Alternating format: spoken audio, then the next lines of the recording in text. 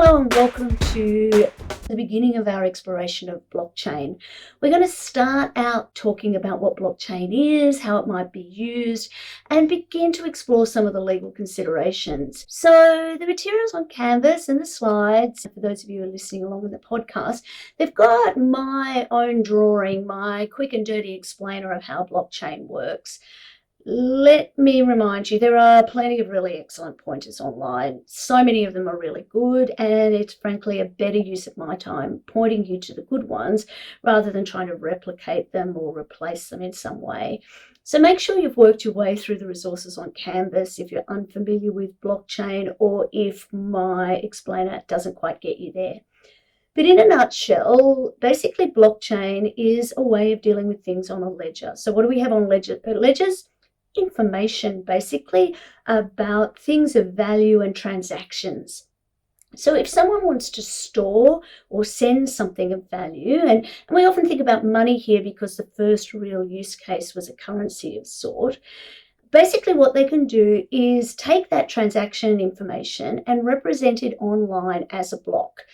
This process is called hashing. So it involves using cryptography, hard to say, and even harder to do it, I guess.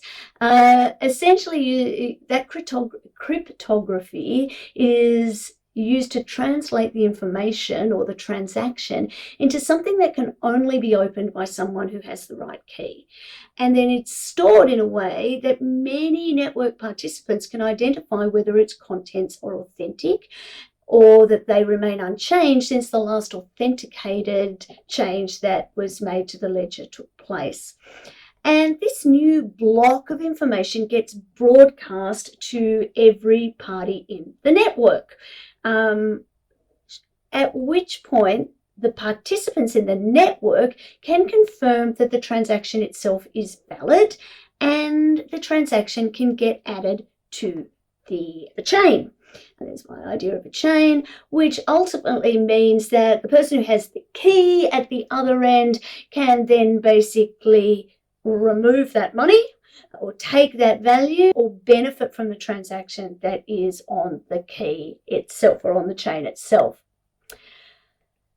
So why do we need something that does this? Who's interested in it? In the early days, we often called blockchain a solution in search of a problem. And I think those days are well and truly behind us now. So the example I want to use is, let's say you want to buy a house, but you're dealing with a seller who insists that no banks or notaries or solicitors or lawyers get involved. I think you'd probably be pretty skeptical about that seller's trustworthy. You don't want to hand over your cash without being sure that they actually own the property, that their name is on the trust, on the property deed, the title deed, and that they've got the rights to sell it. Similarly, most vendors will want assurances that you can pay the whole of the purchase price, not just the deposit.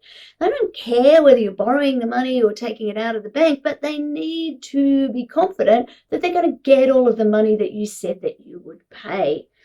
So how have we done this so far? Essentially, we do it by using intermediaries. We've come to rely on middlemen. Intermediaries is a better term really, and intermediaries ensure that transactions are legitimate. They allow both the buyer and the seller, in the example we're using, to rest easy, to be confident that there's a process in place for ensuring that everybody's telling the truth, that we can trust the parties to the deal. Banks have served this purpose for a really long time, but because they authenticate transactions, they keep track of property titles, they can confirm who owns what. More recently, a number of businesses have provided platforms that provide intermediary services. For example, Uber and Airbnb are some really good examples. They fulfill the role of middlemen on their platform, and they vouch for the reliability of a driver or a passenger, an apartment owner or a guest. But history shows us that intermediaries are not always the most trustworthy. Banks go bankrupt. They can lose money. They make bad deals. Companies like Uber might have security vulnerabilities or actually just bad ethics and sell or lose customer data without getting consent. More and more cases of unwarranted surveillance make people distrust platforms and not be keen to use them. Frankly, even governments seem untrustworthy in certain times and certain circumstances, and it's not unheard of for governments to go bankrupt themselves. So we turn to the internet. So how does the internet fit into all of this? Well, until blockchain came along, most people would have said that the internet lacked the proper security for big transactions that involve money or property. But blockchain and the various types of chains that have been and are being developed for the movement of transactions could change this conception for good. Blockchain provides a protocol that allows buyers and sellers to bypass traditional central authorities like banks. It does this by making every transaction a transparent process.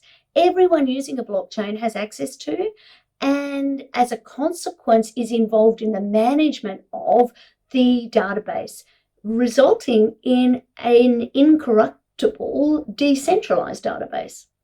Rather than trust an intermediary to confirm something, participants in a blockchain don't have to trust any specific individual. They trust the truth of the database itself, and they trust that on the basis that the system prevents changes by distributing the process of verifying the changes.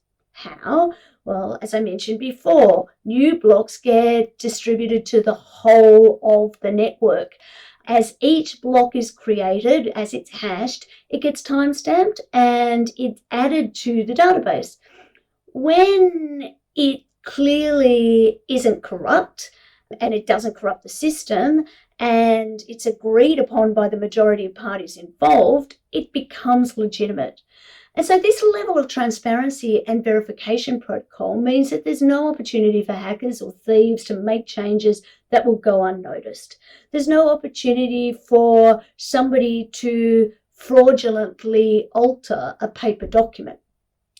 The system doesn't allow for changes to old entries, so no one entry controls the blockchain. Everyone can trust it. I think I said entry there, I meant entity. Everybody can trust it because you don't need to rely on any single trustworthy partner or participant. I want to talk a little bit more about ways that blockchain can be used commercially. So let me start with a question, one that I hope shouldn't take a calculator or a supercomputer to answer. Which would arrive first on a journey from Australia to China? An anvil being sent through the mail, or money, say $10 bill, being sent by a bank? Believe it or not, the anvil would probably get there first. And this is part of the problem with today's financial system. Banks are just unnecessarily complicated and slow.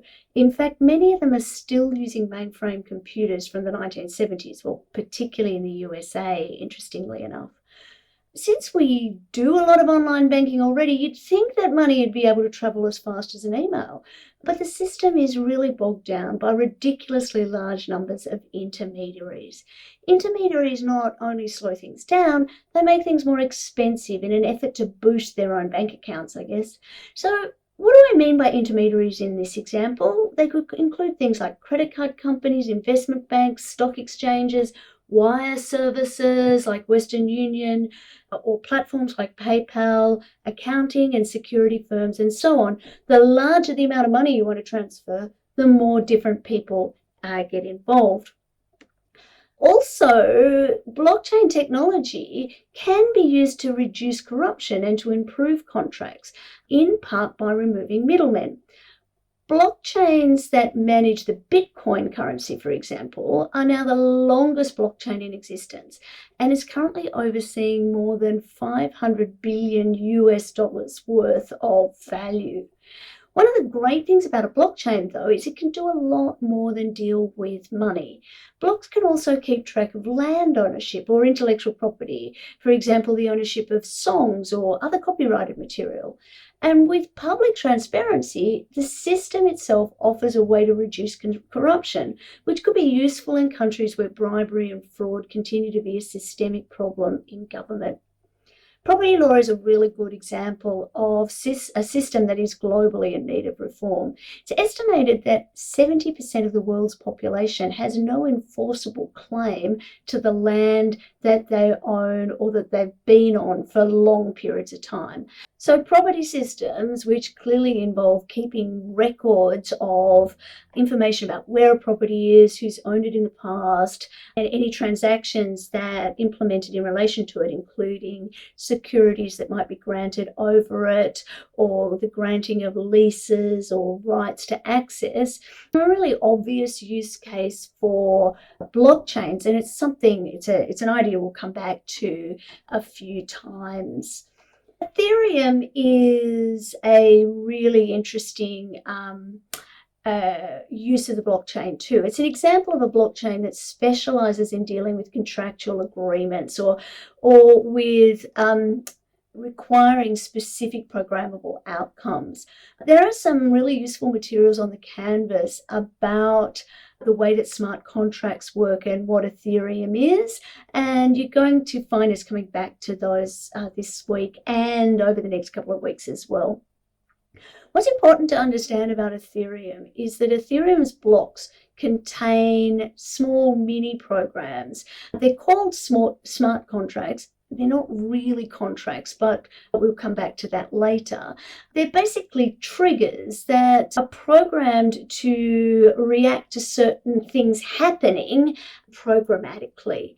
So a transaction can automatically prompt parties in an Ethereum context to enforce contractual agreements or to do the things. It can actually require something to be done under as the contractual agreement has specified. So if a trigger event happens and the contract says that somebody is supposed to get paid a certain amount when a property is sold, for example, then when that property is sold, the program will trigger that payment automatically. And because the contract is already part of the blockchain's history, it can't be altered, cancelled, or otherwise avoided. And so we're seeing many different use cases, particularly for smart contracts. And the example that I have on the slide for those of you who are watching along is based on the idea of replacing buying a house using smart contracts. And you can see that essentially, rather than having a whole lot of middlemen, a whole lot of intermediaries, the lawyers, the brokers, the insurance company, the bank, etc., that in the diagram, the simple diagram there, they're replaced by basically the network of verifiers, basically using a code as law approach. So it's pretty interesting idea. But let's move on to talk about many or some of the potential applications across various industries where the smart contracts could be used because of their decentralized, transparent, self-executing nature. Financial services, so the place where I'm happiest, I guess, there are so many different ways. So it can be used to facilitate payments and remittances without intermediaries, to streamline securities trading and settlement processes. ASX is doing a lot of work in that space right now, to implement automated decentralized lending platforms, or to create and manage digital assets and tokens. Supply chain management is another area, and you've got some really interesting information on Canvas about the ways that the World Trade Organization, IBM, and one of the biggest shipping company, Maersk, have been looking at digitizing or using the blockchain for international trade. So smart contracts can be used for tracking and verifying the provenance of goods, ensuring authenticity, and even for ethical sourcing. They can be used for automating payments based on predefined conditions, for example, the product quality or assurance, the kind of things that we've been trying to do on a paper-based system for many, many years, and enhancing transparency and trust among supply chain participants.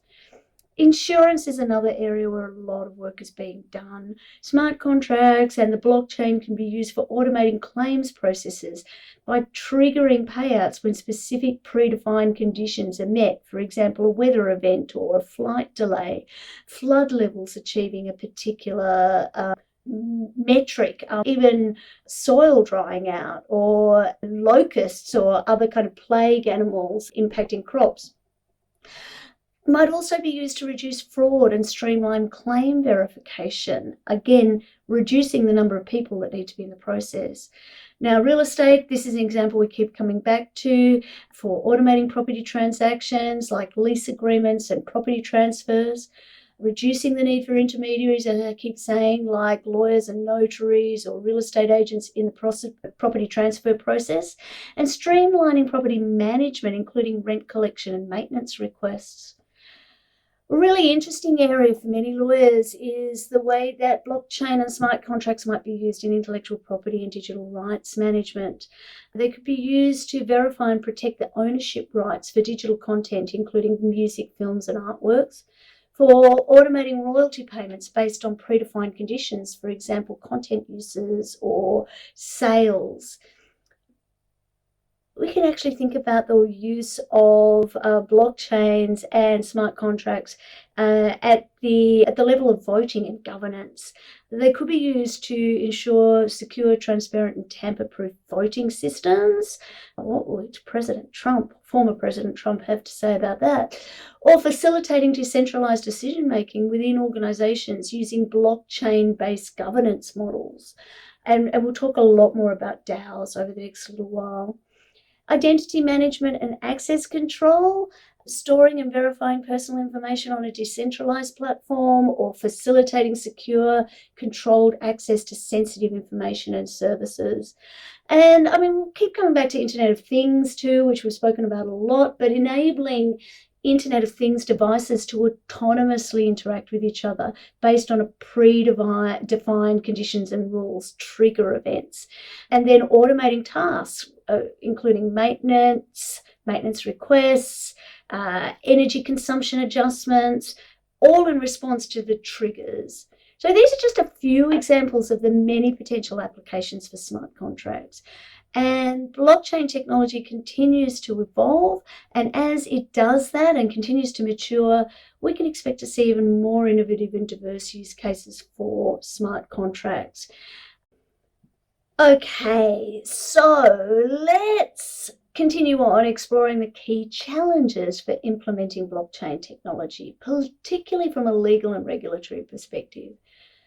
While blockchain offers so many benefits, including improved security, transparency, and efficiency, it also faces a whole range of challenges. And in this video or podcast, depending on how you're engaging with it, I want to discuss some of the challenges, and where I can, I'd like to focus on some Australian examples. One of the primary challenges is the lack of legal and regulatory clarity. Blockchain technology is still relatively new, and governments worldwide, not just Australia, are still in the process of formulating appropriate regulatory frameworks. The uncertainty makes it difficult for businesses to adopt blockchain confidently because they face legal risks or compliance issues in the future. Luckily, in the future, they're going to have people like you on board, and you're going to help them navigate those risks. That's what this whole subject is about. So let me give you an example. Let's consider the case of cryptocurrencies, which are built on blockchain technology. As you know, the Australian Tax Office, so the ATO, treats cryptocurrencies as assets for tax purposes, but the legal status of cryptocurrencies isn't really clearly defined. The ambiguity can create confusion for businesses and individuals when it comes to taxation, anti-money laundering, and counter-terrorism financing regulations. Assets, currency, either or both. Secondly, the issue of privacy and data protection is a real challenge. While blockchain provides, as I've already explained, both a transparent and immutable ledger, the transparency can be potentially in conflict with existing privacy laws. In Australia, the Privacy Act 1988 regulates the handling of personal information. And so blockchain implementations for entities that are required to comply with that law, with the Australian Privacy Principles or the APPs, they need to implement in ways that are consistent with those rules. A really good example of the challenge is the European Union's General Data Protection Regulation, the GDPR, which we've come across over and over again. Amongst other things, the GDPR grants individuals the right to be forgotten. This right directly clashes with the immutability of blockchain technology, as data on a blockchain can't easily be deleted or altered. In fact, the blockchain is designed so that can't happen. So although the GDPR is directly applicable, as we know from our examination of it in this course so far, any business that wants to be able to transact in any place where European citizens are needs to take it into account. And it serves as an example of how privacy laws can pose challenges to the widespread adoption of blockchain technologies. Another challenge that we brought it up as a benefit, but let's talk about it as a challenge, is intellectual property rights. With blockchain being used for various applications, including supply chain management, provenance tracking, and digital content distribution, it becomes crucial to determine who owns the IP rights of a technology, in data, and in the processes involved. Navigating this complex web of intellectual property rights and their licensing, particularly across borders, can be a significant hurdle for businesses adopting the blockchain. Furthermore, there's the issue of smart contracts, self-executing agreements built on blockchain technology. Now, not all smart contracts are contracts, as that term is understood under the Australian law anyway. And while smart contracts hold the promise of increasing efficiency and reducing disputes, they also raise several legal questions, including the enforceability of those contracts that are contracts, the applicable jurisdiction, and the remedies that might be available in the case of a breach.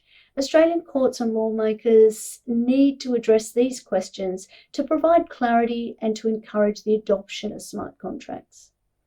The last thing I'll talk about in this brief video is the lack of standardization and interoperability across different blockchain platforms, which poses a challenge for implementation. The absence of common standards can lead to difficulties in integrating blockchain solutions with existing systems and collaborating with other organizations using different blockchain platforms. Developing standards and ensuring interoperability will be crucial for blockchain technologies to reach their full potential. So to conclude, while blockchain technology presents various opportunities for business and governments, many of which I've discussed already in this lecture, there are several legal and regulatory challenges that need to be addressed.